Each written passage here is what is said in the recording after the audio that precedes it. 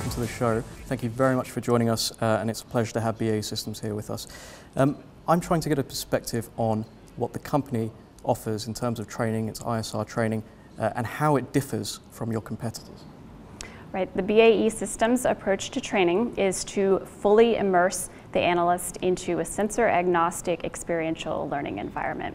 We take a holistic approach and we bring in the analyst and they are learning the full discipline of ISR. We then put them through critical thinking exercises, so there's a lot of practice that goes into this. We hone in on teaching the whole TCPED process, so the tasking, collection, processing, and exploitation, and the linkages between those. We then focus on more specific technologies such as full motion video, imagery science, geospatial analysis. It's of paramount importance that the analysts truly understand the whole picture. So they must understand the human, the cultural, the political, and the geospatial events that are going on in these particular environments, and experiential training is one way that we're able to do this. And for those of us less knowledgeable, could you elaborate on what experiential training is? Sure. Experiential training is, it's really the ultimate training for an adult because we're putting them in the environment in which they will actually be doing their job later on. So it's also known as hands-on or activity-based learning, if you will. There are 5 key points to experiential learning. The first one is doing the process. So you're going through and you're practicing. The second one is to be able to report back on what happened. So you're making an observation and then you're discussing that. The next is to be able to answer why it happened and what is the significance, and then answer the so what factor. So there's a lot of discussion that's going on during this time. The discussion is happening with peers, with colleagues, and also with the instructor. And then the final part of this methodology is to be able to say, now what? And that's when you're going back and you're kind of learning from your experience and you're applying that back over again.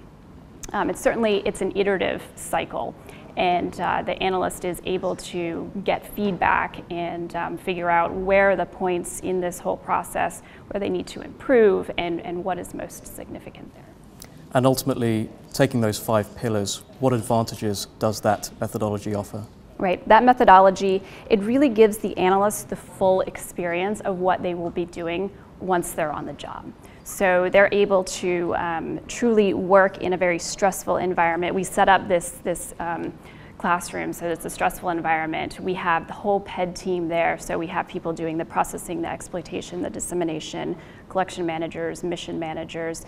So the analyst is then able to best understand what is their role going to be when they're in a critical mission, and how do they communicate with their team so that everyone's successful. As we all know, I think technology is only as good as the person operating it, in which case, how can training really help ISR analysts maximize the value of their platforms? Right, well, training essentially makes that analyst much more capable and much more efficient. So they're able to process a whole lot more data in a shorter period of time.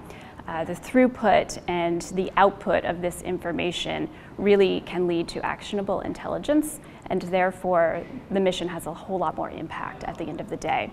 That eventually leads to an increase in situational awareness, and that's what everybody's looking for in our ISR community. And who do you believe can benefit the most from this type of training, and why? Well, the analyst is definitely going to benefit because they're the ones that are increasing their own professional development, of course, but there's also the home organization and the end customer. So the home organization is most likely their employer. Their employer now has this new cadre of well-trained analysts, and they're able to put their analyst in the mission environment and get their information out there and gain supreme situational awareness again. The end customer, it could be, let's say, a community where there is extreme flooding going on. And the analyst is able to look at how the situation is evolving, how things are changing. They're able to report back. They're able to give look at very technically complex data and brief decision makers on what needs to be done. They can then provide this to emergency management personnel, and then perhaps lives can be saved and we can save the community. Fantastic. And on a very general note, how have you and the BAE Systems team perhaps benefited from being here at Airborne ISR? Yeah, I think it's been a wonderful experience. We really appreciate the invitation to be here. In particular, it is eye-opening to meet some of our international counterparts, both in industry and in government, and it's been a really wonderful experience. So thank you. The pleasure's ours. Thank you so much.